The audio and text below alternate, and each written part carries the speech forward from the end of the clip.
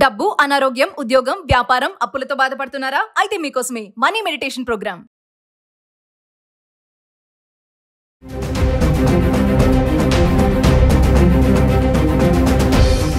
నమస్కారం, నేను మీ అడ్వకేట్ సంగీత. యాన్సిస్టర్స్ ప్రాపర్టీ అంటే తాత ముత్తాతల కాలం నుంచి వస్తున్న ఆస్తి విషయంలో దాన్ని ఎలా పంచుకోవాలి అనే దానిపైన కొంచెం ఆ చట్టాన్ని కొన్ని సవరణలు చేయబోతుంది కేంద్ర ప్రభుత్వం. ఇప్పుడు అది పార్లమెంట్ లో కొంచెం ఆమోదం పొందాల్సింది.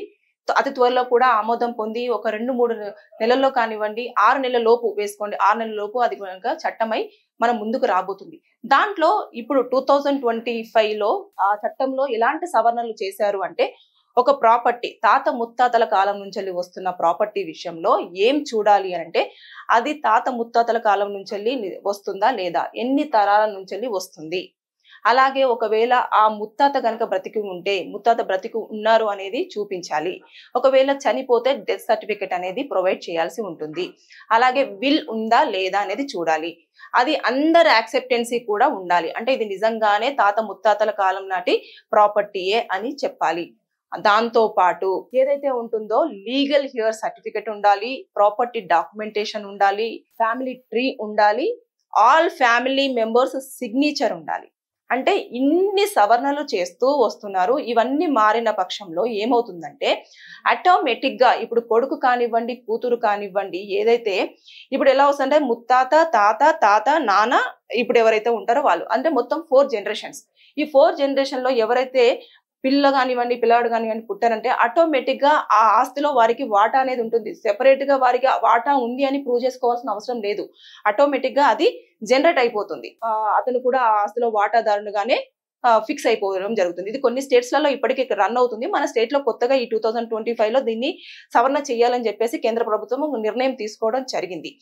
ఇవన్నీ తీసుకుంటే ఇప్పుడు గతంలో కొన్ని మితులు కూడా ఉన్నాయి. ఏంటంటే ఇప్పుడు తాత ముత్తాతల కాలంలో అమ్మాయిలకు ఎలాంటి వాటా లేదు, ఓన్లీ ఎవరైతే మనవలు ఉంటారో మనవలకు మాత్రమే ఉంటుంది, కూతురు పెళ్ళైపోయి వెళ్ళిపోతుంది కాబట్టి వారికి అసలు ఆస్తిలో వాటా లేదు అన్నట్టు మనము చాలాసార్లు మాట్లాడుకుంటాం. కానీ ఇక్కడ అమ్మాయికి పెళ్ళైనా కాకపోయినా ఆ తాత ముత్తాతల కాలంలో ఉన్న ఆస్తిలో ఖచ్చితంగా అబ్బాయిలకు ఎంత వాటా ఉంటుందో వారికి కూడా మనవడు కానివ్వండి, మనవరాలు కానివ్వండి, వారందరికీ కూడా 50% వాటా ఉండేది ఉంటుంది. అంటే ఇలాంటి సవరణలు ఆటోమేటిక్ గా చేసే విధంగానే అన్ని ప్లాన్స్ చేశారు. ఇవన్నీ కూడా కోర్టులో ప్రూవ్ చేసుకోవాల్సి ఉంటుంది. ఒకవేళ గనుక మనకు ఆ ప్రాపర్టీ విషయంలో కొన్ని గొడవలు జరుగుతూ ఉంటాయి. అంటే ఒకరే వారి దగ్గర పెట్టేసుకొని ఇది మేము ఇవ్వము, మీరు ఏం చేసుకుంటారో చేసుకోండి అని చెప్పేసి అంటారు కదా. అప్పుడు అలాంటి టైంలో ఏదన్నా గొడవల నేపథ్యంలో కానివ్వండి, ప్రాపర్టీ కొంచెం లిటిగేషన్ లో ఉన్నప్పుడు కానివ్వండి, కోర్టులోకి వెళ్ళి ఇది లిటిగేషన్ లో ఉంది, దీనికి సంబంధించిన పూర్తి వివరాలు కావాలి, పూర్తిగా మేము అన్ని సబ్మిట్ చేస్తున్నాము అని చెప్పేసి ఒక పిటిషన్ ని ఫైల్ చేసుకోవాలి. అంటే మనకి 4 ఫాదర్స్ నుంచి వస్తున్నాయి. నేను ఇందాక చెప్పాను కదా, ఆ డాక్యుమెంట్స్ తో పాటు ఇక్కడ ఇప్పుడు 2025లో వచ్చే సవరణలు అవి కదా. ఇప్పుడు మనం ఏమేమి ప్రొవైడ్ చేయాల్సి ఉంటుందంటే, లీగల్ హియర్ సర్టిఫికేట్ అంటే కుటుంబ సభ్యులకు సంబంధించినది ఒకటి ఉంటుంది. అంటే ఇప్పుడు ఒక ఫాదర్ కి ఎంతమంది సన్స్ ఉన్నారు, ఎంతమంది డాటర్స్ ఉన్నారు, వాళ్ళ డాటర్ కి ఎంతమంది మళ్ళీ పిల్లలు ఉన్నారు, సన్ కి ఎంతమంది పిల్లలు ఉన్నారు అనేది ఒక లీగల్ హియర్ సర్టిఫికేట్. అది వచ్చేసి గవర్నమెంట్ ఎంప్లాయీ అయితేనేమో ఎంఆర్ఓ ఆఫీస్ లో ఇవ్వడం జరుగుతుంది. ఒకవేళ ప్రైవేట్ ఎంప్లాయీ అయితేనేమో మనం కోర్టు పరంగా తీసుకోవాల్సి ఉంటుంది. అది లీగల్ హియర్ సర్టిఫికేట్ ని సబ్మిట్ చేయాలి. ఆ ప్రాపర్టీకి సంబంధించిన డాక్యుమెంట్స్ కూడా సబ్మిట్ చేయాల్సి ఉంటుంది. ఏమైనా ఇబ్బందులు ఉన్నా, లేదంటే ఆ తాత గాని ఎవరైనా చనిపోయి ఉంటే ఆ డెత్ సర్టిఫికేట్ మాత్రం కంపల్సరీగా సబ్మిట్ చేయాల్సిన పరిస్థితులు కంపల్సరీ ఉంటాయి. ఉన్న తర్వాత మనం ఎప్పుడైతే కేసు ఫైల్ చేస్తామో అప్పుడు కోర్టు 2 పార్టీస్ ని పిలవడం జరుగుతుంది. అది నిజంగానే 4 ఫాదర్స్ నుంచి వస్తుందా లేదా అనేది మొత్తం ఎంక్వైరీ చేస్తారు. చేసిన తర్వాత అప్పుడు ఎవరికి చెందుతుంది అనేది చూడడం జరుగుతుంది. అంటే ఇందులో ఎవరెవరికి ఎంత వాటా ఉంది, ఒకరే దాన్ని వర్తించుకోవడానికి లేదు. ఒకవేళ ఆ ప్రాపర్టీని గనక సేల్ చేయాలి అనుకుంటున్నారు, ఇంకా వద్దు మనకు ఈ 4 ఫాదర్స్ నుంచి వచ్చే ప్రాపర్టీస్ ని మనం పెట్టుకోవడం వల్ల ఇబ్బంది కలుగుతుంది ఫ్యామిలీలో అనుకున్నప్పుడు, మనం సేల్ చేయాలి అని ఆలోచన వచ్చినప్పుడు కుటుంబ సభ్యులు మొత్తం మంది కూడా కూర్చొని, ఈవెన్ చిన్న పిల్లోడున్నా చిన్న పాప ఉన్నా సరే వారి సిగ్నేచర్స్ తో సహా, ఒకవేళ సిగ్నేచర్ అప్పటికి ఎలా ఉంటుందో కాబట్టి వాళ్ళ ఫింగర్ థంబ్ ఇంప్రెషన్ కూడా తీసుకోవాలి. తీసుకున్న తర్వాత ప్రతి ఒక్కరి యాక్సెప్టెన్సీ ఉన్న తర్వాతనే మనం ఆ ప్రాపర్టీని సేల్ చేయడం అనేది జరుగుతుంది. అది ఎప్పుడు కూడా లీజ్ ఇవ్వడానికి అయితే కుదరదు, ఒకరే సేల్ చేయడానికి ఛాన్సే లేదు. సో ఇలాంటివన్నీ కూడా మనము సవరణలు చేస్తూ ఇప్పుడు నేను ఇందాక చెప్పిన డాక్యుమెంటైజేషన్ కానివ్వండి, లీగల్ హెయిర్ సర్టిఫికేట్ కానివ్వండి, డెత్ సర్టిఫికేట్ కానివ్వండి, అలాగే ప్రాపర్టీ విల్ కానివ్వండి, ఇవన్నీకి సంబంధించినవన్నీ మనము ఎక్కువగా చేసుకోవాలి. అలాగే ఎప్పుడైతే మనం ఓరల్ గా, ఇందాక చెప్పాను కదా, ఓరల్ గా మేము ఈ ప్రాపర్టీని పంచుకుంటున్నాము అంటే కుదరదు. అది డాక్యుమెంటైజేషన్ డిజిటల్ వైజ్డ్ గా ఉండాలి.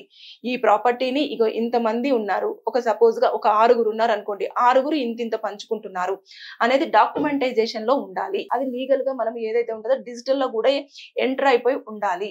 ఇవన్నింటిని కూడా చూస్తున్నారు. ఇప్పుడు ఆ సర్వే నెంబర్ కానివ్వండి, లేదంటే అక్కడ ఉన్న దాన్ని కొడితే ఎన్ని ఎకరాలు కానివ్వండి, ఎన్ని సెంట్లు ఉంది అని చూసిన తర్వాత ఎవరికి ఎంత వర్తించింది అనేది కూడా మీరు లీగలైజ్డ్ చేసుకోవాల్సిన దాన్ని ఎక్కువగా ఇప్పుడు తీసుకురావడం జరుగుతుంది. అంటే మనం ఇవన్నీ కూడా గతంలో చాలా ఇబ్బందులు జరిగినాయి. 4 ఫాదర్స్లలో వీరికి మాత్రమే వస్తుంది, వీరికి మాత్రమే వస్తుంది అని చెప్పేసి గొడవలు జరిగాయి. సో ఈ 4 జనరేషన్ వాళ్ళు ఎవరైతే ఉన్నారో వారందరూ కూడా సరిసమానంగా పంచుకునేలాగా, అందరూ వాటాదారుల్లాగా ఉండేలాగానే భాగస్వామ్యం ఉంది అన్న ధోరణిలోనే చట్టం అనేది సవరణ చేయబడుతుంది. అతి త్వరలో అది మన ముందుకు రాబోతుంది. ఒకవేళ సెల్ఫ్ ప్రాపర్టీ అయిందని అనుకోండి, అది మనం ఇంకేం చేయలేము. అది తన కష్టార్జితంతో సంపాదించుకున్నాడు కాబట్టి తను ఎవరికైనా ఇచ్చుకోవచ్చు. అది ఎవరికి ఇచ్చినా కూడా తన ఉద్దేశపూర్వకంగా ఇస్తున్నాడు కాబట్టి దాని మీద మనం ఎలాంటి క్వశ్చన్ చేయడానికి కానివ్వండి, ఎవరైనా నాకు రావాలి, నాకే కావాలి అని చెప్పేసి ఫైట్ చేయడానికి కానివ్వండి, ఎలాంటి రైట్స్ వాళ్ళకి ఉండవు. సో ఇప్పుడు 2025లో కేంద్ర ప్రభుత్వం ఇలాంటి సవరణలతో కొత్త చట్టం రాబోతుంది కాబట్టి ఇప్పుడు వస్తున్న ఏదైతే 4 ఫాదర్స్ కి సంబంధించిన ప్రాపర్టీ అనేది చాలా క్లియర్ గా డివైడ్ అనేది జరుగుతుంది అని చెప్పేసి చాలా కూడా అందరూ హర్షం వ్యక్తం చేస్తున్నారు. అంటే ఇంకా కొట్లాటలు ఉండవు, ఏమీ ఉండవు, అందరికీ సరిసమానంగా భాగం వస్తున్న తర్వాత ఎలాంటి గొడవలు లేకుండా ఉంటుంది. అన్ని డిజిటల్ రూపేనా లేదా తర్వాత రిటర్న్ గా లీగల్ గా డాక్యుమెంటైజేషన్ అయి ఉండాలి కాబట్టి అవన్నీ కోర్టులో సబ్మిట్ చేయాలి. ఒక ప్రాపర్టీ అనేది కంపల్సరీగా ఒకరు సేల్ చేయడానికి ఉండదు. ఒకవేళ సెల్ఫ్ అక్యూజ్డ్ ప్రాపర్టీ అయితే మాత్రం మీ వారికి సంబంధించింది లీగల్ గా చేసుకోవాల్సి ఉంటుంది. కానీ ఇలాంటి యాన్సెస్టర్స్ ప్రాపర్టీ మాత్రం కంపల్సరీగా ప్రతి ఒక్కరి సిగ్నేచర్ ఉండాలి, ప్రతి ఒక్కరు దానికి అటెండ్ అవ్వాలి, ప్రతి ఒక్కరు యాక్సెప్టెన్సీ ఉండాలి. ఇవన్నీ నేపథ్యంలోనే మనం దాన్ని సేల్ చేయడం అనేది జరుగుతుంది. లీజుకు మాత్రం ఎప్పుడైనా సరే గుర్తుపెట్టుకోండి, ఎవరైనా వంశపరంపర్యంగా వస్తున్న ఆస్తి ఒక్కరే వచ్చి ఇది లీజుకి ఇస్తాము అంటే మాత్రం ఒకసారి ఆలోచించండి. ఒకరు లీజుకి ఇవ్వడానికి కుదరదు. అందరి యాక్సెప్టెన్సీ ప్రతి దాంట్లో ఉండాలి, అందరు భాగస్వామిలే. సో కొత్త చట్టంలో ఇలాంటివన్నీ రాబోతున్నాయి కాబట్టి ఈ యాన్సెస్టర్స్ ప్రాపర్టీలో ఆడవారికి కూడా, అంటే ఎవరైతే మహిళలు ఉంటారో పెళ్లి చేసుకొని పోయారు, కట్నం ఇచ్చాము, వాళ్ళకున్న అప్పులు మరి మాకున్న అప్పులు తీరుస్తారా లేదా, ఇలాంటివన్నీ వాదనలు వినిపిస్తూ ఉంటాయి కదా. అవన్నీ లేవండి. ఆటోమేటిక్ గా వాళ్ళకు కూడా గతంలోనే ఉన్నది ఇప్పటికి కూడా అది వర్తిస్తుంది. అలాగే వాళ్ళ పిల్లలకు కూడా రాబోతుంది ఆస్తి. మానవులు మనవరాళ్ళు అందరూ కూడా దీంట్లో వాటాదారులుగానే ఉండే అవకాశంగానే ఈ సవరణ అనేది జరగబోతుంది. సో ఒకటి, ఇంకా పార్లమెంట్ లో బిల్లు ఆమోదం పొందింది అని అంటే ఇంకా అది అప్లికేబుల్ అయ్యే ఛాన్సెస్ అతి దగ్గరలోనే ఉన్నాయని చెప్పేసి మనం అనుకోవచ్చు. ఇప్పుడైతే మీరు ఏదైతే ఉందో ఇప్పటికైనా నేను చెప్తున్నాను, మీ దగ్గర 4 ఫాదర్స్ సంబంధించిన ప్రాపర్టీ ఏది ఉన్నా సరే లీగలైజ్డ్ చేసుకోండి, లీగల్ డాక్యుమెంటేషన్ తీసుకోండి.